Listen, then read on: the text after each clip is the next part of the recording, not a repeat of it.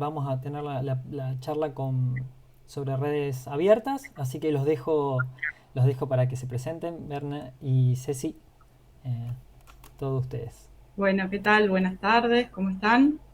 Agradecemos la invitación a Libre Base a participar de este FLISOL. Bueno, me presento, mi nombre es Cecilia, soy activista de software libre, trabajo principalmente como docente en la ciudad de Buenos Aires y en la ciudad de Santa Fe.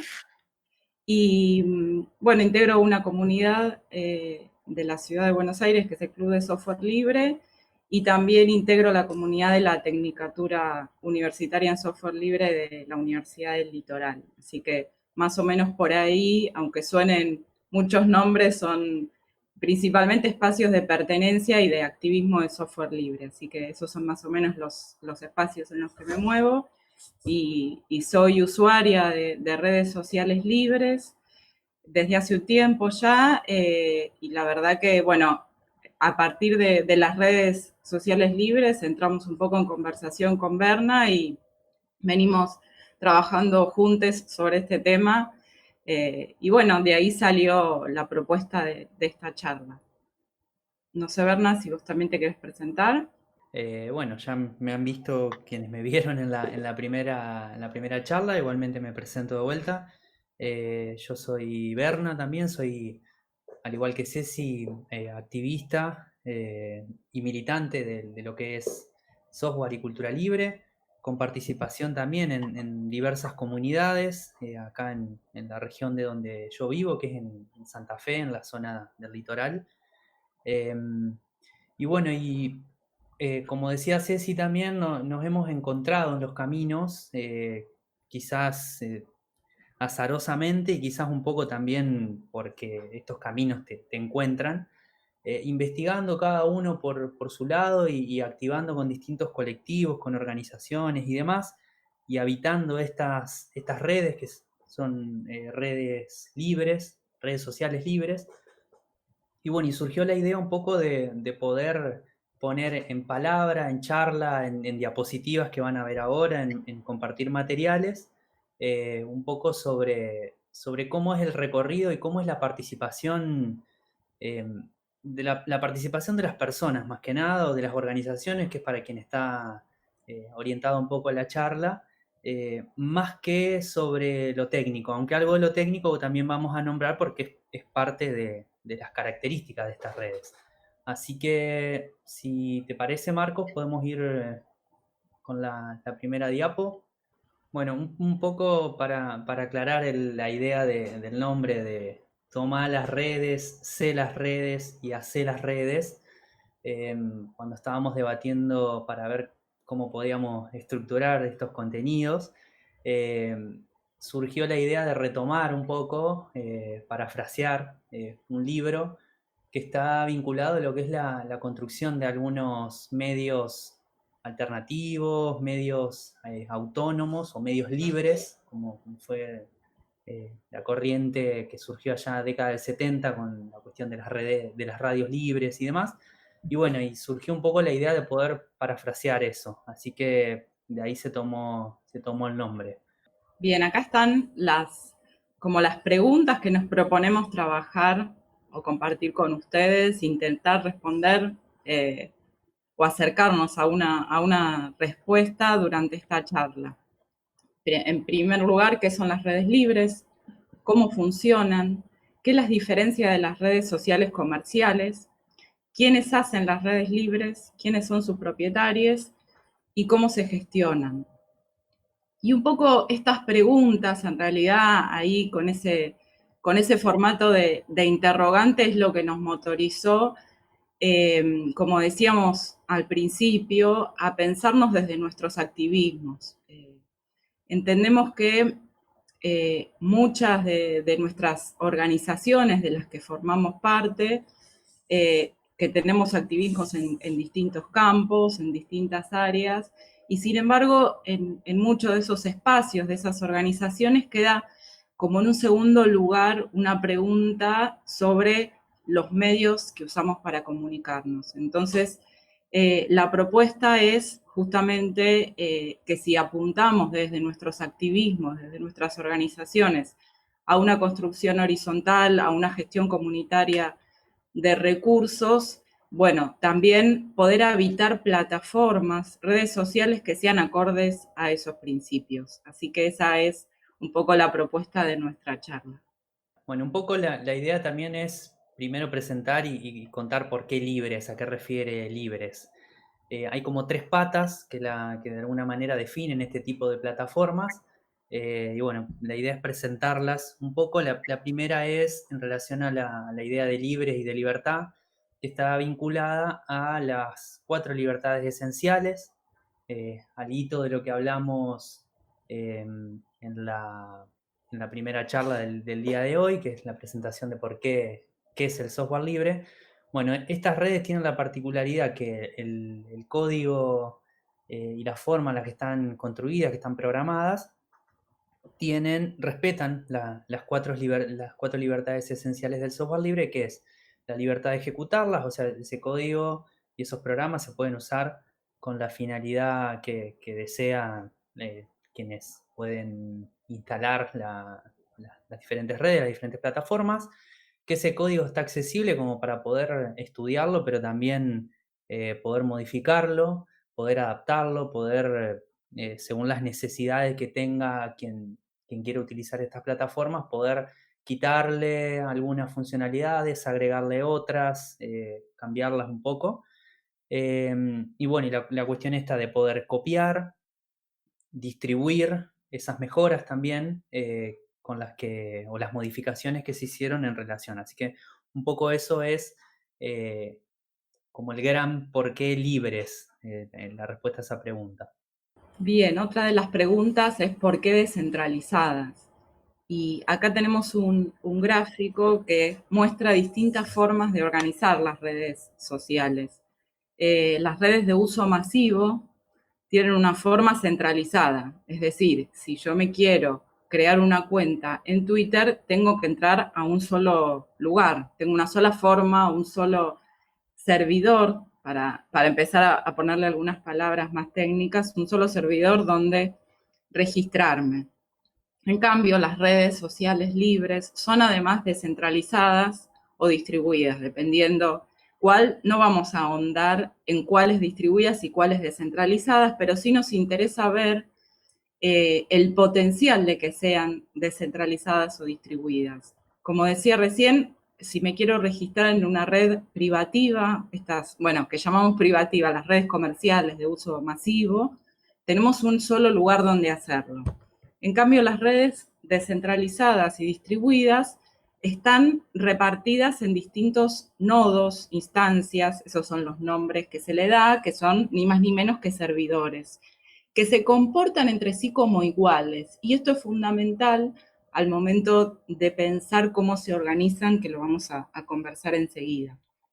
Pero de esta forma descentralizada, para nosotros como usuarios, como activistas y demás, encontramos una serie de ventajas que nos parece interesante compartirles. La primera es que podemos elegir en qué nodo registrarnos, en qué instancia, en qué servidor registrarnos, poder tener varias cuentas en una misma red social y por otro lado poder movernos de servidor a servidor exportando todos nuestros datos, que son cuestiones que marcan una diferencia y también una ventaja por sobre las redes sociales comerciales o privativas.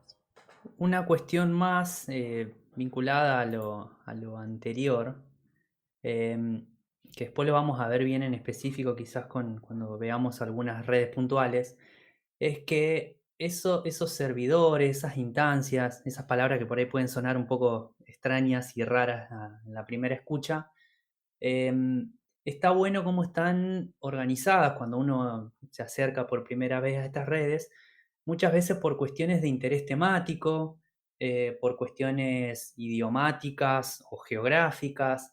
Entonces, a esto es lo que hacía referencia Ceci, cuando uno decide hacerse una cuenta en tal red social y define que puede hacérsela en un nodo y en otro, lo puede hacer, por ejemplo, en un nodo que está vinculado a compartir material artístico, por decir de alguna forma, y al mismo tiempo tener donde uno comparte los materiales propios o lo que sea vinculados a esa temática, y al mismo tiempo puede tener en otro nodo, otra cuenta, que quizás es una cuestión geográfica, entonces uno puede intercambiar de otra manera. A veces quizá con las mismas personas, pero es una de las formas de poder abordar esto, de entender por qué hay tantos nodos o por qué también una de las ventajas. En relación a cómo es que funcionan, queríamos presentar un poco el tema de la palabra protocolos, que también puede sonar raro a primera escucha, que esto quiere decir que las plataformas, las diferentes plataformas, de alguna manera dialogan, hablan idiomas parecidos o idiomas similares, y eso permite que aun cuando sean redes sociales diferentes, que tienen características diferentes, aún así pueden interactuar entre sí. Eso, uno por ahí no quiere caer en ejemplos específicos, nombrar marcas, pero si uno tiene una cuenta, por ejemplo, vinculada a Facebook, no tiene posibilidad de ver o de interactuar o de comentar o compartir lo que alguien tenga en Twitter, por ejemplo. Entonces, lo que permiten estas redes que tienen esta característica, que hablan un mismo idioma, como estamos viendo acá el gráfico, es que todas las que están, por ejemplo, dentro del círculo verde que dice ActivityPub, todas pueden intercambiar los contenidos más allá de las características puntuales que tengan. Hay redes que son, lo vamos a ver más adelante, pero hay redes que están orientadas a la fotografía, hay otras que están orientadas al microblogging, hay otras que están orientadas a hacer tipo blog, y sin embargo, aún con las características diversas que tienen, se pueden ver entre sí y se pueden interactuar entre sí sin necesidad de tener sí o sí una cuenta en cada una de esas como para poder interactuar. Así que un poco era poder presentar este protocolo, aclarar que este mapa que vemos ahora está actualizado a agosto de 2019, que es donde encontramos este dato. Puede ser que se hayan agregado algunas redes, puede ser que hayan variado algunas cosas, pero a agosto de 2019 esto era más o menos un panorama de qué redes entre sí pueden dialogar y sobre qué protocolos estaban funcionando. Bueno, recién decía, Berna nombraba el protocolo ActivityPub. Acá tenemos una foto del equipo que desarrolló ese protocolo y la ponemos como disparador para pensar o para compartir con ustedes quiénes hacen las redes libres, quiénes son los equipos, las comunidades que están detrás de las redes sociales libres. Ya esa imagen nos habla de cierta heterogeneidad, diversidad, sobre todo en términos de género. También no vemos ahí CEOs, no vemos empresas, ¿no? Hay otra forma de construir comunidad que da origen a estas redes. ¿Y por qué traemos este ejemplo? Porque es interesante pensar cómo impacta esta diversidad de desarrolladores y desarrolladoras en las plataformas que crean. Concretamente, por ejemplo, en relación a ActivityPub, al protocolo que permite la intercomunicación entre todas este conjunto de redes sociales libres, nos encontramos con algo muy llamativo para quienes venimos por ahí hace tiempo en el software libre y estamos acostumbrados a leer documentación, que la documentación de este protocolo es sumamente amigable, está pensada para gente sin conocimientos, es muy didáctica y tiene un detalle que es que toman un personaje, una usuaria, perdón, ficticia, para desarrollar la documentación. Entonces, como es una usuaria, toda la documentación está en femenino, lo cual no es un detalle menor, ¿no? Hay un interés de visibilizar la diversidad en todo sentido. También Mastodon tiene sigo con lo anterior, también Mastodon tiene algunas cuestiones que merecen llamar la atención respecto a esto, ¿no? Por ejemplo, en cómo desde su propio código, o sea, desde cómo está desarrollado, cómo está programado, no se permite citar los tweets, los tuts, perdón. ¿Por qué digo lo de los tweets? Porque es algo que es sumamente habitual en otras redes de microblogging, y la decisión tiene que ver justamente con evitar hostigamiento, con evitar acoso, que es para lo que se suele usar mayormente la herramienta de citar. Entonces, vuelvo al principio, ¿no? ¿Por qué llamamos la atención o por qué queremos también hacer el foco en quiénes hacen las redes libres? Porque estas personas, estos equipos, estas comunidades están formadas de manera mucho más heterogénea, lo cual impacta también en las plataformas que desarrollan. Y por otra parte, una cosa más sobre esta cuestión tiene que ver con los códigos de conducta. Todas las redes sociales las redes sociales libres tienen un código de conducta que es una herramienta, un instrumento bastante habitual en el software libre, sobre todo en los últimos años, que indica pautas de comunicación en este caso. Y también nos encontramos con muchas reglas, muchas indicaciones, muchas directivas para ver cómo comunicarnos que tienen que ver con problemas históricos de las comunidades de software libre. Entonces, bueno, es también ver cómo quienes hacen las redes libres impacta mucho en las plataformas que construyen.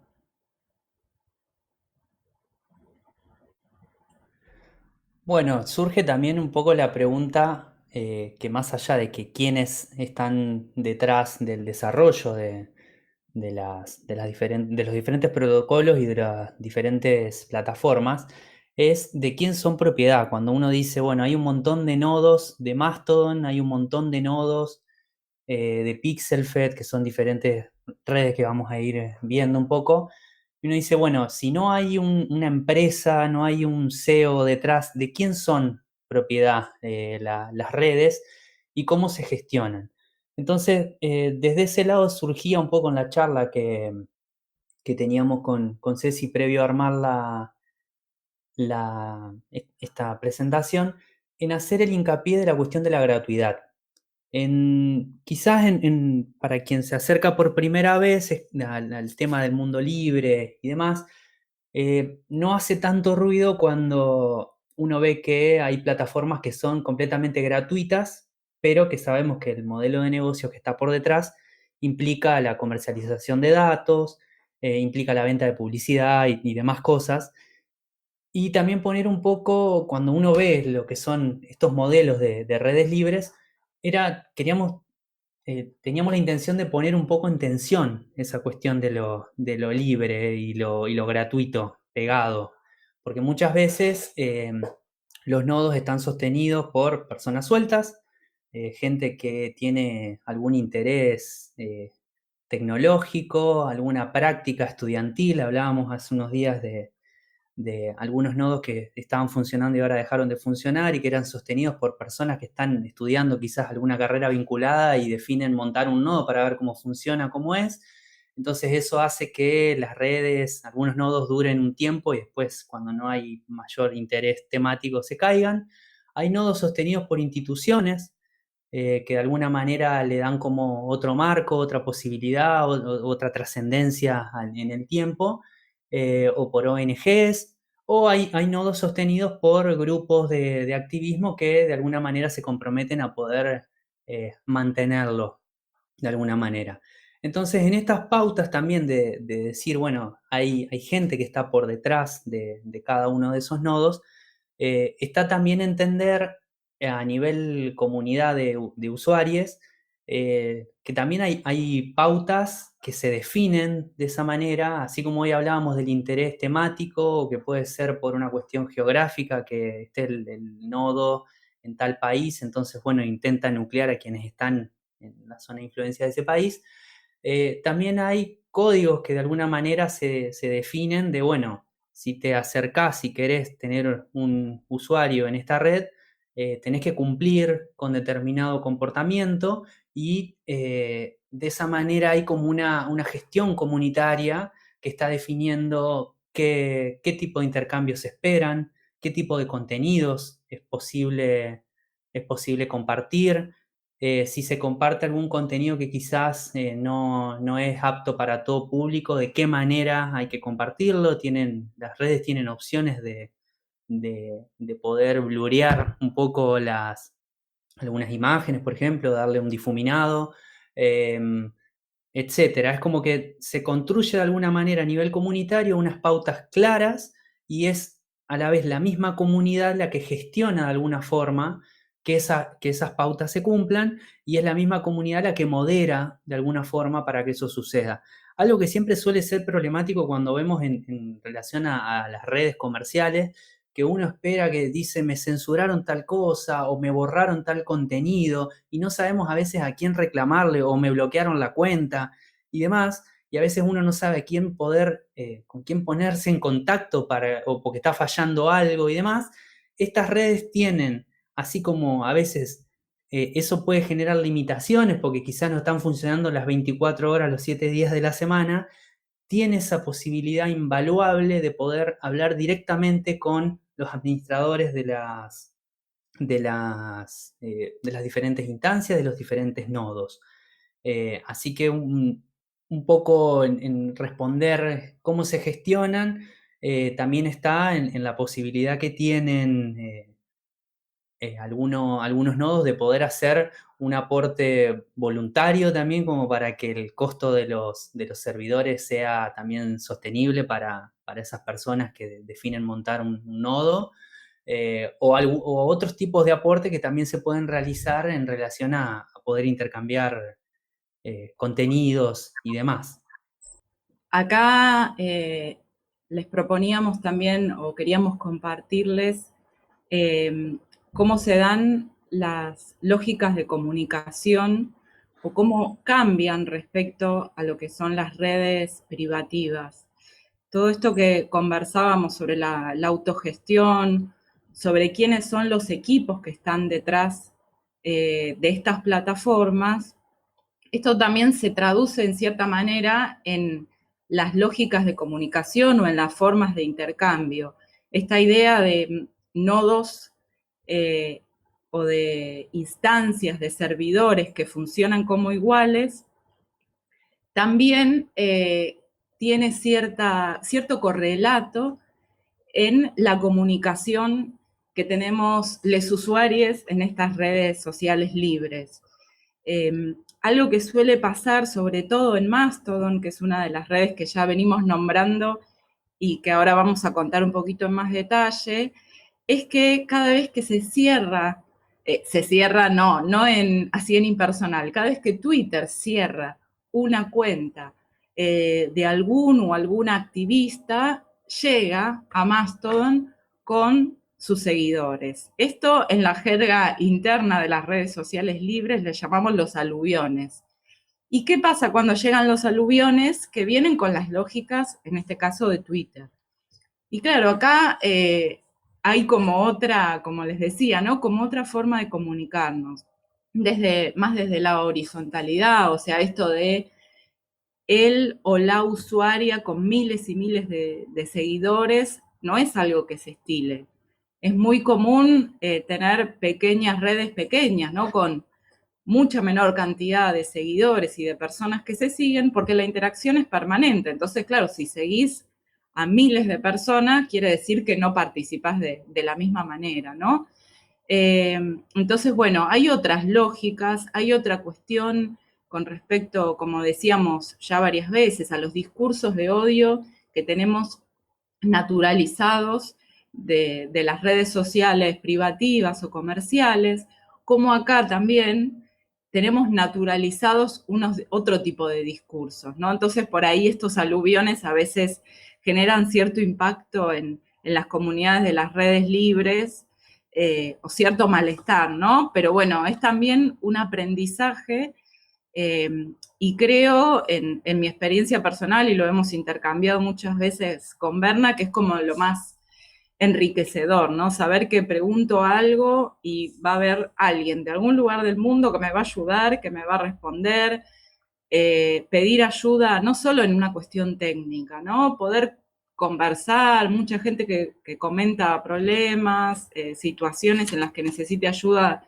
en otro aspecto, digamos, hay como cierta predisposición a la solidaridad aún no conociéndonos en persona, ¿no? Y por otro lado, otra cuestión que también es muy emblemática de las redes sociales libres es el vínculo con quienes administran cada instancia, que creo que acá podríamos hacer una charla entera sobre eso, así que no voy a ahondar en detalles, pero los administradores y administradoras de las instancias suelen ser, sin ánimo de generalizar, pero suelen ser personas con muy buena predisposición, atención y un vínculo muy cercano. Esto también es algo que es sumamente inusual, ¿no? Tener este vínculo con quien está administrando la red social en la que yo tengo registrada la cuenta. Y todas estas pequeñas características hacen, como decíamos inicialmente, que la comunicación esté mucho más afín a lo que las organizaciones del campo activista, territorial y demás tenemos como principios vectores de nuestra militancia, ¿no? Hay ya un punto de cercanía, no es disputar la comunicación, sino es compartir. Vamos cambiando un poco los verbos. No es solo una cuestión lingüística, ¿no? Sino que es todo, qué es lo que va acompañado de todas estas transformaciones. Desde ya que no es la panacea, no se imaginen que las redes sociales libres son el paraíso feminista, ni mucho menos, o yo hablo del feminismo porque vengo de ese campo de activismo, pero sí se construyen otro tipo de diálogos. Incluso desde el disenso hay un tipo de intercambio respetuoso que salvo contados casos, creo que los podemos contar quienes estamos hace un tiempo en las redes libres porque fueron efectivamente casos esporádicos en los que haya habido situaciones de agresión. Y es la misma comunidad la que sale a resguardar, a proteger este espacio de comunicación libre, horizontal, solidario, etc. Una cosa sobre esto último que estabas mencionando, y en relación a, bueno, cómo es el intercambio entre usuarios, pero también intercambio entre los diferentes nodos que hay de las redes. Como habíamos hablado del tema de los protocolos que están vinculados a qué comportamiento se espera que tengan las diferentes personas que están habitando esos espacios, hubo momentos también, así como hubo aluviones, hubo momentos donde surgieron, como, como dijimos, que el código de las plataformas son libres, entonces, y aparte son libres en el sentido también de que se pueden usar para cualquier cosa, hubo quienes en su momento montaron sus nodos propios con temáticas vinculadas a envalentonar determinados pensamientos vinculados al nazismo, a la xenofobia, vinculados a la transfobia. Eso pasó en Mastodon, por ejemplo, en dos ocasiones puntuales. Pasó incluso con un periodista de Argentina que en su momento, cuando fue expulsado de Twitter temporalmente, definió hacer un nodo propio donde poder difundir sin ningún tipo de censura, decía él, contenidos que eran tremendos de lo que se compartía. Y desde ese lado, desde el lado de la administración de los nodos, es como que no hubo, enseguida hubo una reacción muy rápida de decir, bueno, si esa gente quiere tener su propio nodo donde compartir esas cosas que van en contra de lo que nosotros estamos definiendo al interior de los nodos, de qué tipo de relación vamos a tener, qué tipo de contenidos y demás, entonces vamos a bloquear a esos nodos para que esos usuarios que están en esas otras redes, que tienen comportamientos agresivos y demás, no puedan interactuar con nuestro nodo. Entonces, desde ese lado también fue una manera de entender cuál es la gestión comunitaria, cuál es la forma que como usuario uno puede tener de vincularse con los diferentes administradores y administradoras de esos nodos y poder denunciar esas cosas, poder avisar, poder comentar qué están sucediendo. Y también hubo una reacción rápida como para poder paliar de alguna manera a nivel comunidad ese tipo de reacciones que estaban sucediendo. Así que eso como para agregarlo en relación a esto último que estaba comentando Ceci. Y si te parece, Marcos, podríamos ver ahora un poco, vamos a recorrer un poquito esos ejemplos de esas redes, como para también saber de qué estamos hablando. Un poco de Mastodon, un poco de Pertube, de Pixelfed y de Fanwhale. Tomamos esos ejemplos, no son los únicos, hay muchas más, pero nos pareció importante como poder mostrar esto. Lo que están viendo en pantalla es el nodo de Uruguay, de Mastodon, mastodon.ui. Es un poco la interfaz de cómo se inicia sesión. Hay un modo que es un modo simple, esta es una red de microblogging. Entonces vemos ahí funcionalidades que no son muy extrañas a lo que estamos acostumbrados con algunas redes comerciales, pero con la gran y enorme ventaja que tiene posibilidades de definir cómo compartimos nuestra cuenta a nivel general, pero también a nivel particular. Podemos hacer publicaciones y definir si eso queremos que lo vea todos los nodos de Mastodon, si queremos que lo vea específicamente nuestro nodo a nivel público o si queremos que lo vea solamente las personas que nos siguen y que nosotros seguimos. Tiene la posibilidad en este nodo puntual de mastodon.ui, tiene 1500 caracteres. Es una red de microblogging un poco extendida, que a diferencia del código original que es de 500 caracteres, es de 1500. Entonces ahí vemos una adaptación puntual de cómo el mismo código se puede adaptar hasta en cosas hiper sencillas y simples como para poder permitir que haya otro tipo de características. Y después, una cuestión puntual que ahora estamos viendo, que por ahí suele ser compleja cuando uno entra por primera vez, es estos modos de navegación, es ver el inicio de ver las cuentas que uno está siguiendo, es ver el nodo local, por decirlo de alguna manera, o sea, sigamos o no a las cuentas que están en el mismo nodo que estamos nosotros, podemos ver lo que publican de manera pública esas otras cuentas, y también tenemos la posibilidad de verlo a nivel federado, que es ya todos los nodos de Mastodon intercambiar y poder ver. Bueno, ahí estamos viendo algunas cuestiones de configuraciones que les mencionaba. Tenemos la posibilidad de poner toda la información que queramos. Tenemos 4 campos como para poder poner si tenemos un sitio web, si tenemos algún interés temático o lo que sea. Tenemos la posibilidad de poner hashtag como para hacer referencia a cuáles son los diferentes tópicos que nosotros estamos interesados en abordar en nuestra cuenta puntual. Entonces de esa manera se puede ver. Y también ahora estamos viendo en pantalla un poco lo que es el modo de visualización que ya es avanzado, que nos permite ver todas estas cuestiones en simultáneo. Tenemos a la izquierda la manera de publicarlo y después teníamos las otras columnas donde podemos ver tanto el nodo local como los otros nodos. La segunda red que les queríamos contar es Pertube, que es una red para compartir videos. Hay también numerosas instancias para registrarse.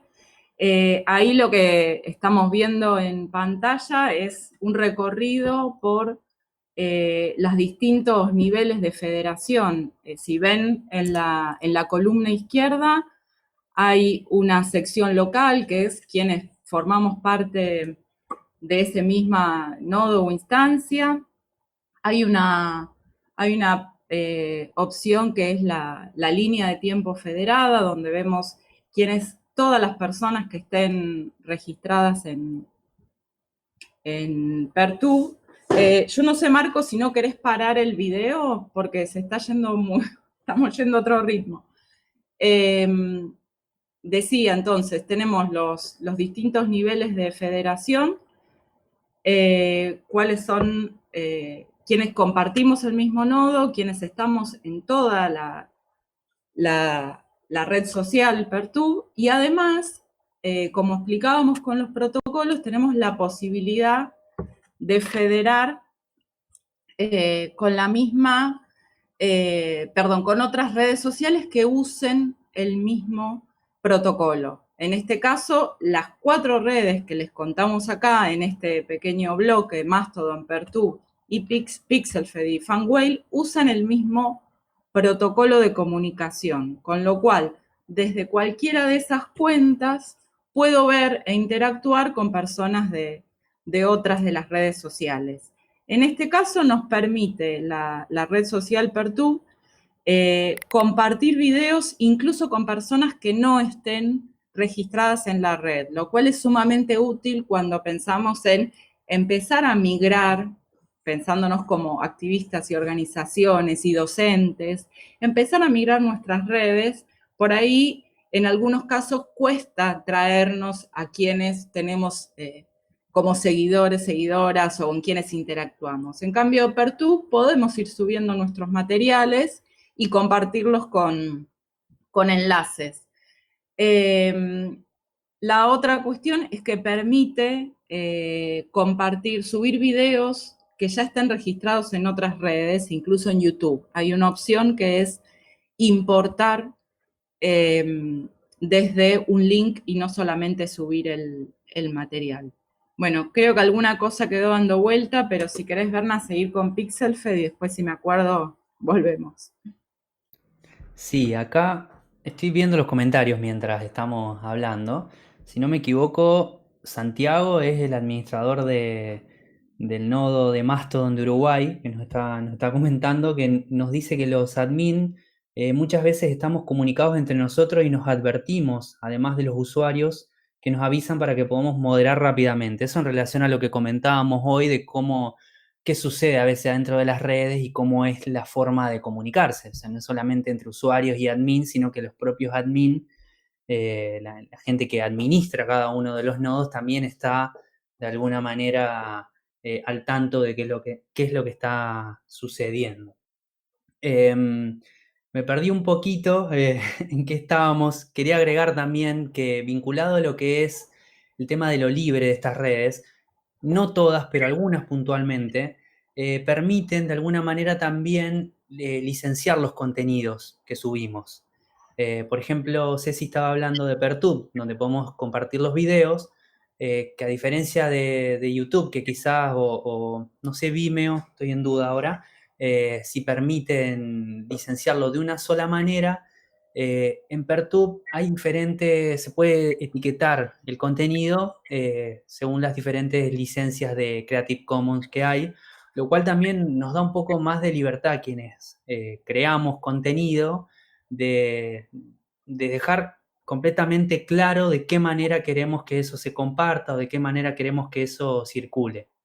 Esa función también está en Pixelfed, que es un poco más experimental, como está haciendo, pero también está la posibilidad de agregar la licencia al momento de compartir una foto. Algo que no nos gusta con Ceci, que lo charlamos mucho, es hacer las comparativas, es decir, esto es igual a esto, pero tiene estas mejoras o no sé qué. A veces es inevitable, pero por ejemplo, Pixelfed es una de las redes que se presenta a sí misma como una alternativa a lo que es Instagram. Es una red que no solo por la capacidad vinculada a lo que es una corporación como es Facebook, no le puede competir o no puede estar de esa manera a la par, pero sí lo que está intentando hacer su desarrollador, que es Daniel Supernault, que es de Canadá, es intentar generar una red que permita compartir fotografías, que tenga muchas de las funcionalidades similares a poder agregar filtros y demás, pero al mismo tiempo hacerlo de una manera ética, no solamente porque el código de la plataforma es libre, se puede montar la cantidad de nodos que se quieran y demás, sino también por la manera de poder intercambiar contenidos sabiendo que no hay una empresa detrás que esté monetizando de alguna u otra forma esas fotos que uno comparte, esas redes que uno va tejiendo, con quién interactúa y demás, que es otro de los grandes problemas que tienen las redes comerciales, porque es justamente su modelo de negocio sobre el que está basado es explotar todos los tipos de datos que circulan por adentro de la red, sean los contenidos, sean las interacciones, etc. Así que un poco también teníamos ganas de mostrar, si bien está todavía en desarrollo, si bien todavía hay algunas funcionalidades que están en promesa de poder ser. El tema de la federación, esto de que uno tenga Ahí una se debe cuenta en tal nodo seguir desde de Mastodon. PixelFed y se vincule con otro nodo de PixelFed era algo que estaba experimental y ahora está como, desde la semana pasada está empezando a funcionar. Así que bueno, va avanzando de a pasitos el desarrollo y es una red que promete desde ese lado. Pasamos a la última. Ok. Dale. La última red que queríamos contar era Fanwhale, que está mucho más incipiente el desarrollo. Es una red que empezó retomando el desarrollo de Group Shark, que era ese reproductor de música que hubo durante mucho tiempo online. Retoma esa idea, pero como decía Berna, tiene la premisa, acá sí, en todas las instancias, de que el contenido que se suba sea libre, esté licenciado con alguna licencia libre, primero por una cuestión de evitar conflictos legales con cada una de las instancias y la difusión de música que tiene redes privativas, licencias con copyright, pero por otro lado, también para promover, ¿no? Como venía diciendo Berna, promover artistas en este caso, radio, porque tiene la posibilidad de compartir podcast y demás, con licencia libre.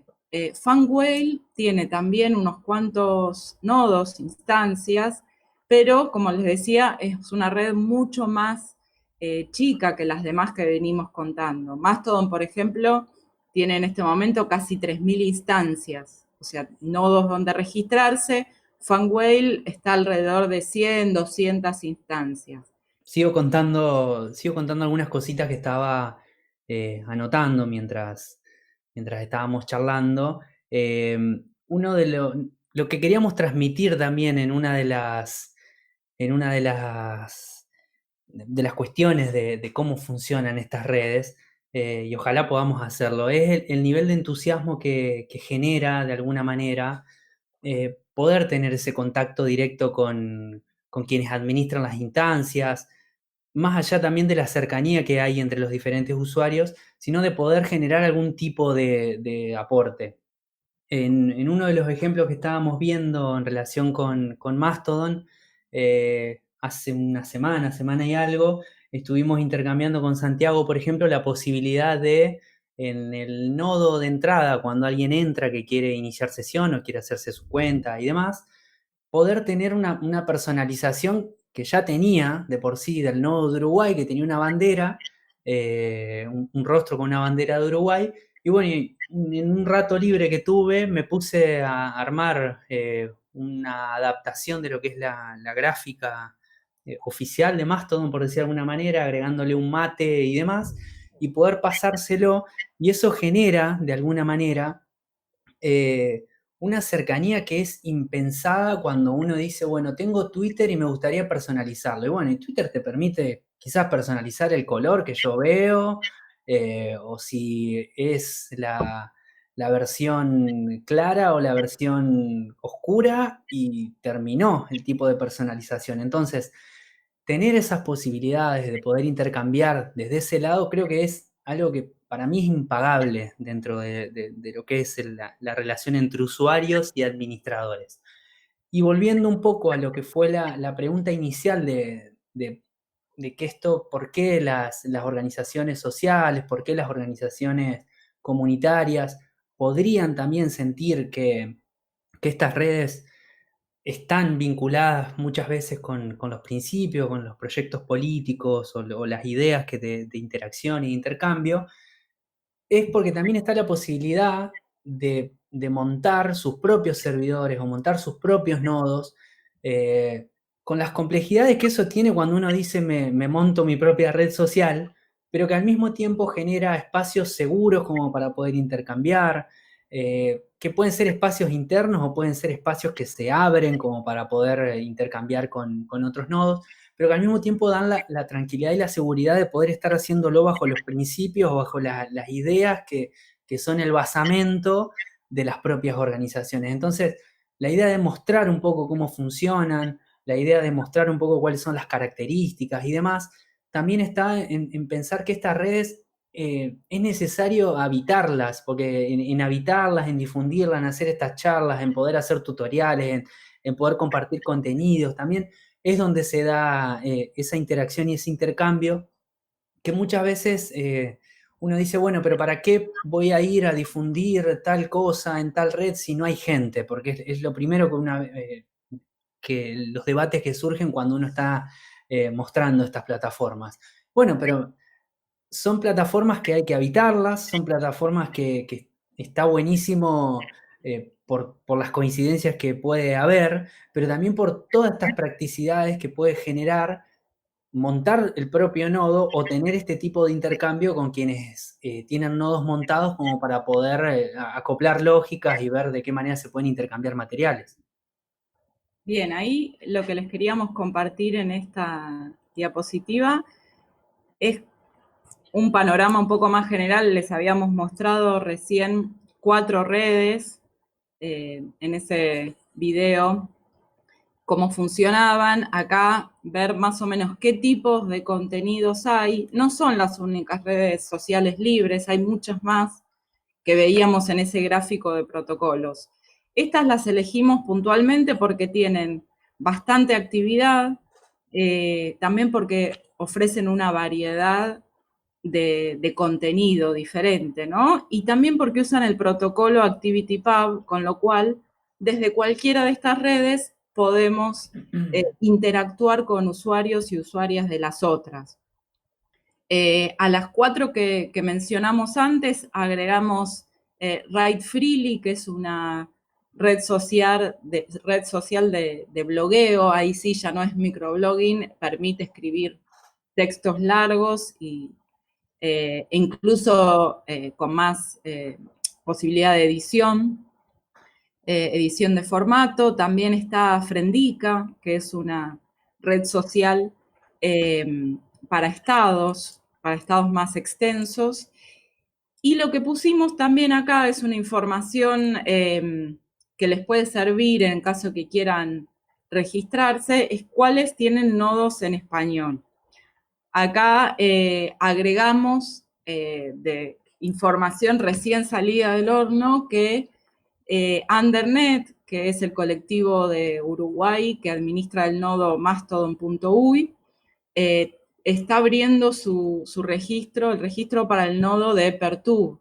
Entonces, si bien ahí dice que no hay nodo en español, bueno, hoy Santiago, que es nuestro admin, nos hizo llegar esta invitación justo cuando estábamos esperando para arrancar la charla. Así que, si bien ahí dice que no hay nodo en español, bueno, tenemos ahí el nodo de Uruguay. Por ahí la aclaración es que el idioma no es un limitante para registrarse. De hecho, la mayoría de las interfaces, o sea, la pantalla con la que nos encontramos cuando nos registramos, tienen traducción al castellano.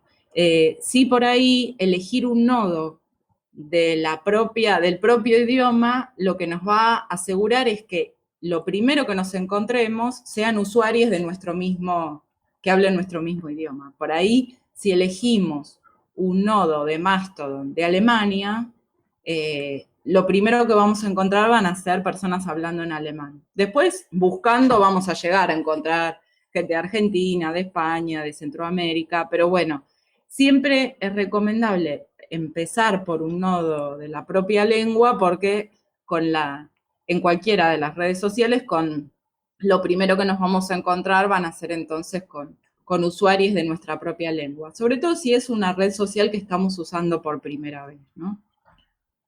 Bien. Agregar en relación con eso último que decía Ceci, de que algunos accesos que veíamos ahí en el cuadrito anterior, que después vamos a dejarlo disponible en librebase.org.ar como para que puedan entrar y ver y conocer.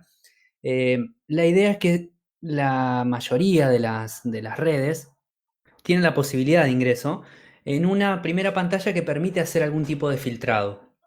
Como decíamos, que había nodos que estaban vinculados a determinadas temáticas, a determinados idiomas, a determinadas regiones y demás. Estas redes permiten entonces que uno pueda filtrar, por ejemplo, entras a joinmastodon.org y filtrar los nodos en español. No todas las instancias necesariamente, no todos los nodos están necesariamente listados en esa primera pantalla. Entonces, a veces implica conocer o ver, empezar a andar las redes y de golpe, a mí me pasó listarme en mastodon.social y encontrarme que existía mastodon.ui, que había un nodo en Uruguay. Hace poco se sumó también un nodo en Chile, vinculado también a todas las luchas que están sucediendo en Chile y vinculados a determinados casos de censura. Entonces hubo gente que definió montar un nodo de Mastodon, .cl. Entonces, bueno, tienen su instancia propia, donde obviamente no está cerrado a gente solamente de Chile, pero que se identifica en cuestión temática, en cuestión de idioma, en cuestión geográfica y demás, a que es gente de allí. Y también existe un nodo de Brasil, que también no necesariamente está listado. Entonces, bueno, a veces es andar y recorrer las redes como para reconocer y darse cuenta de que existen determinados nodos que quizás no están listados en esa primera página. En una de las primeras diapositivas hablábamos de la característica de que sean descentralizadas. Ahora por ahí se entiende un poco más, ahora que nos fuimos a las redes específicas, esta posibilidad de mudarse, primero de elegir y después de poder mudarse, llevándose consigo la configuración de la cuenta, ¿no? Poder trasladar la cuenta, que también es una ventaja y es una característica de estas redes porque nos permite también este dinamismo, ¿no? Poder ir circulando, viendo dónde me siento más a gusto o no. A mí me pasó exactamente lo mismo que cuenta Berna. Yo también empecé con otros nodos, ahora llegué hace un par de meses al de Uruguay. Y bueno, es también parte de este recorrido, ¿no? De ir conociendo las redes, de ir viendo las dinámicas que se gestan. Bueno, decía Ceci ahí un poco lo del tema del recorrido y de la posibilidad de ir conociendo otros nodos y demás.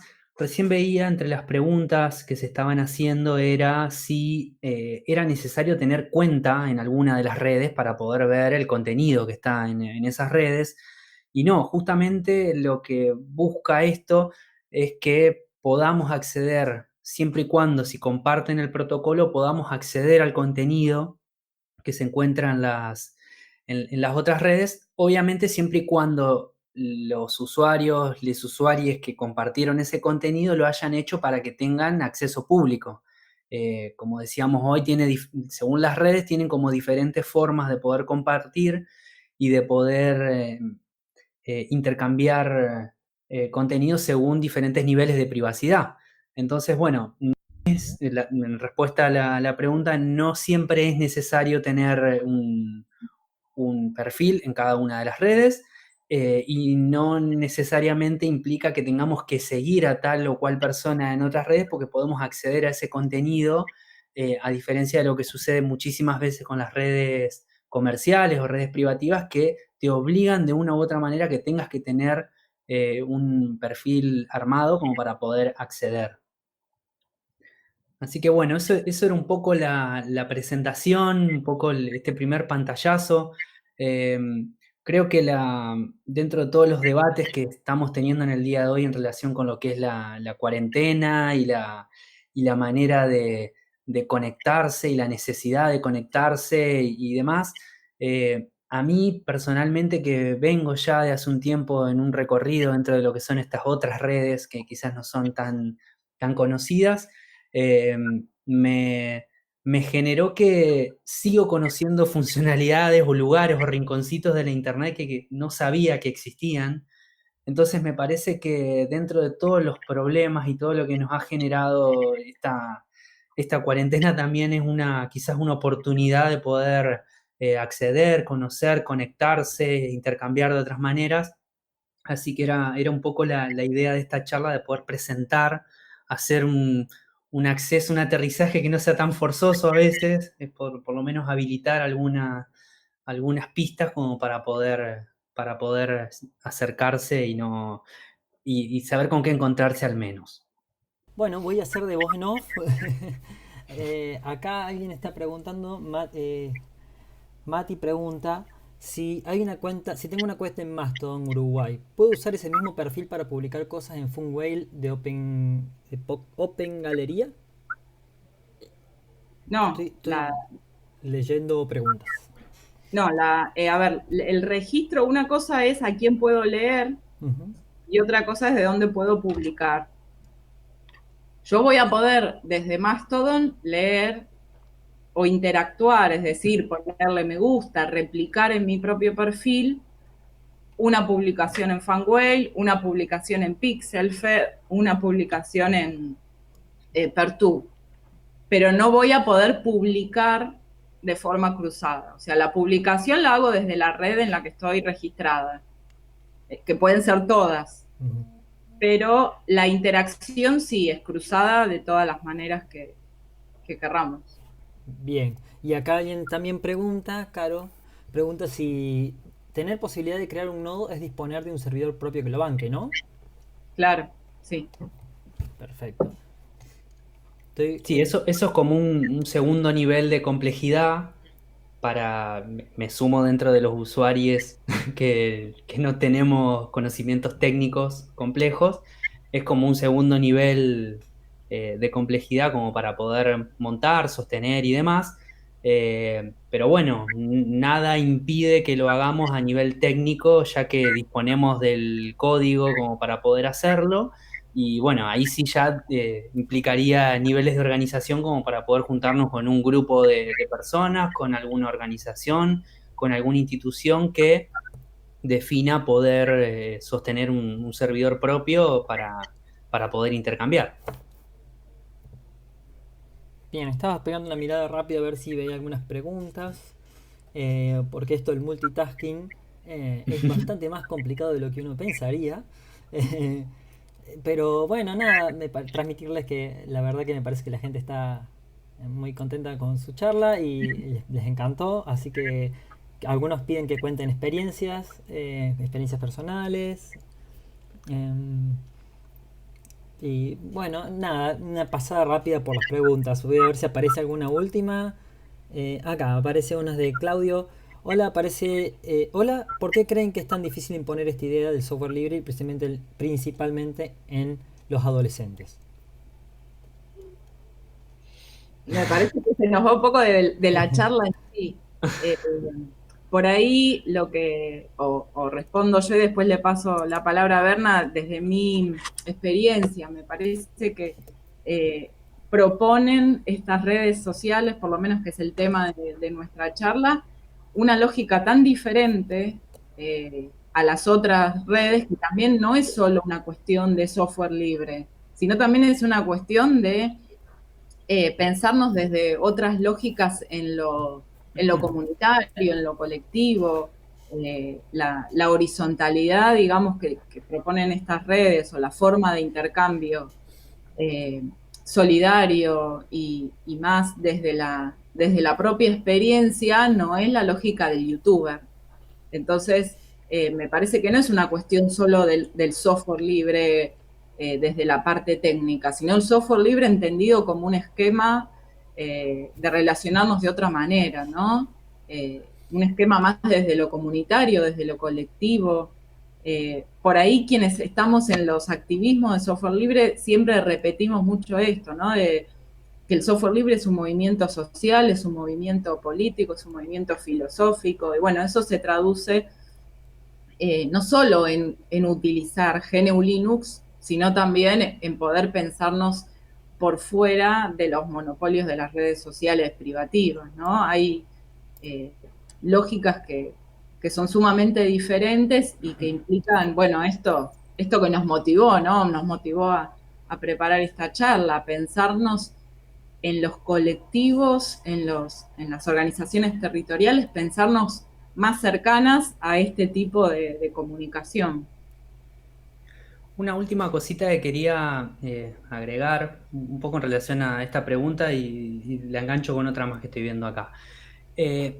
Tanto para el tema de las redes como en general, creo que atraviesa todas las charlas, sobre todo la primera que tuvimos, es que buscan justamente correrse de esa gratificación inmediata que tiene el me gusta, el saber cuántos seguidores tengo, el saber cuánta gente vio, como que de alguna manera te corre de este lugar, porque primero porque a nivel funcionalidad no podés acceder a cuánta gente vio tu publicación.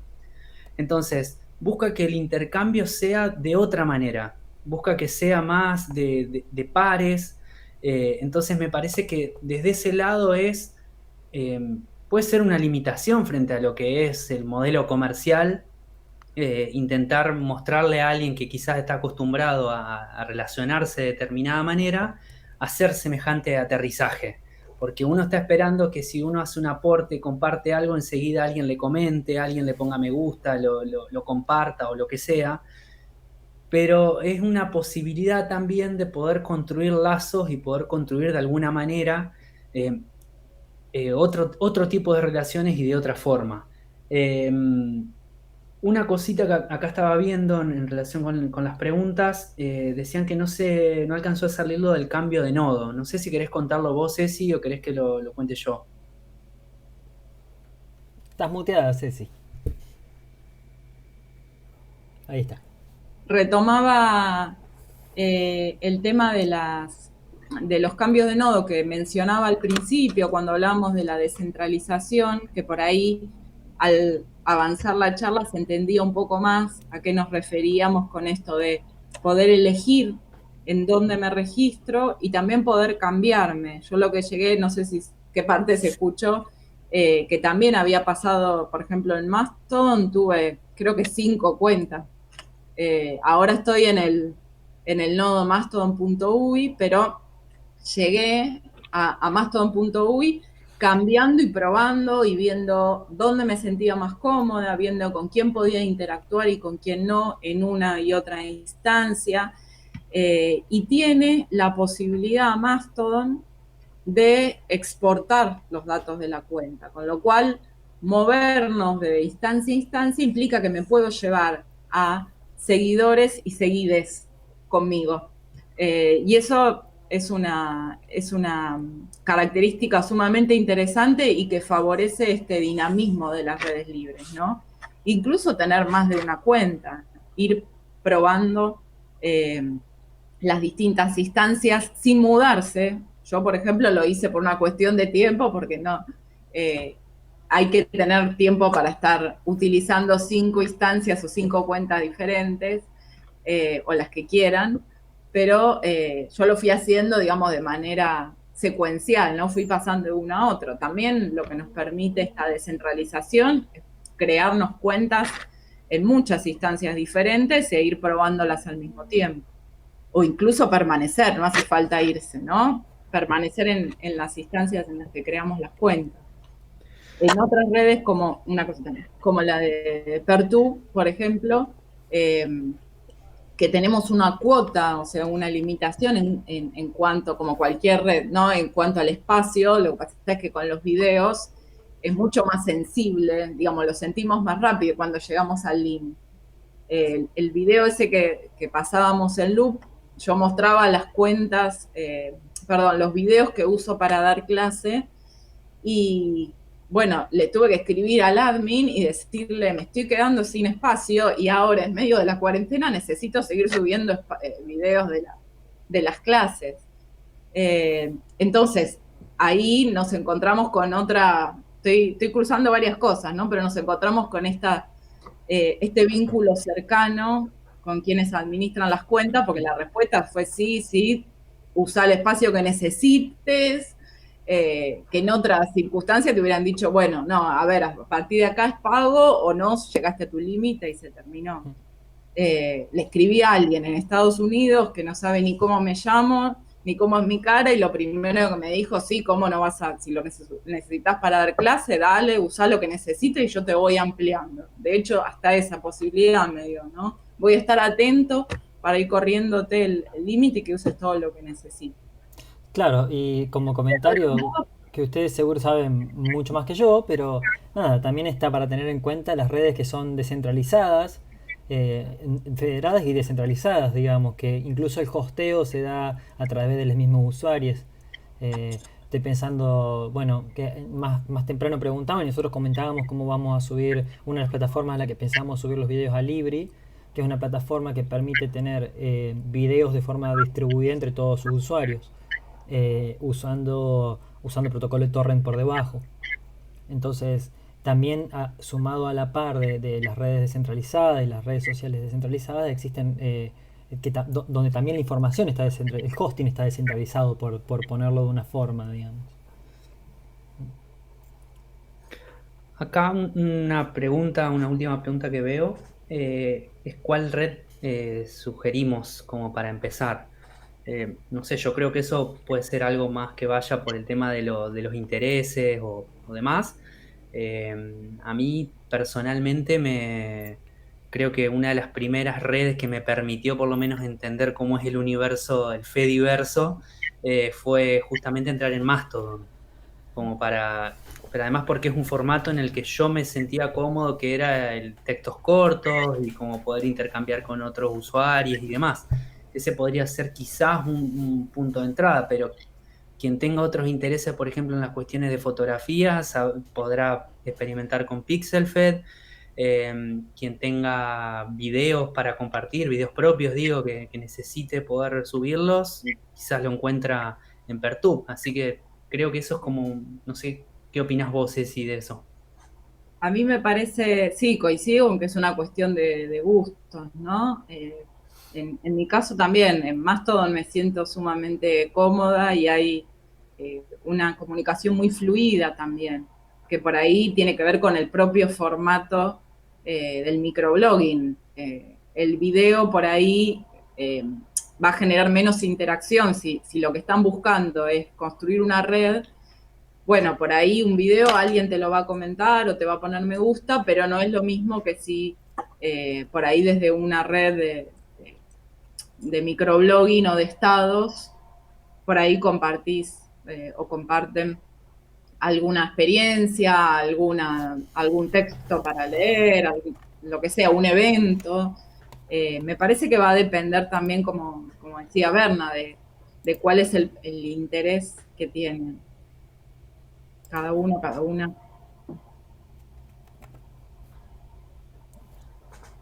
Bien, no sé si hay... Una última Sí. cosita, quizás para aclararlo también, porque uno viene quizás con la lógica de lo que son las redes privativas y uno espera quizás lo mismo. Es que son redes que no, para registrarte no te piden hasta el grupo sanguíneo, no te piden que tengas un número de celular, o sea, también desde ese lado son amigas de la privacidad, porque si uno no quiere necesariamente brindar todos los datos o todas las cuestiones por ahí más personales, estas redes te permiten de alguna manera, y según los conocimientos técnicos que tengan, te permite ir generando niveles de complejidad como para que de última sepan quién sos, si no querés estar exponiéndolo. Entonces, también se van a encontrar con un registro que solo le va a pedir un mail, un nombre de usuario y nada más, porque no te va a pedir otra cosa.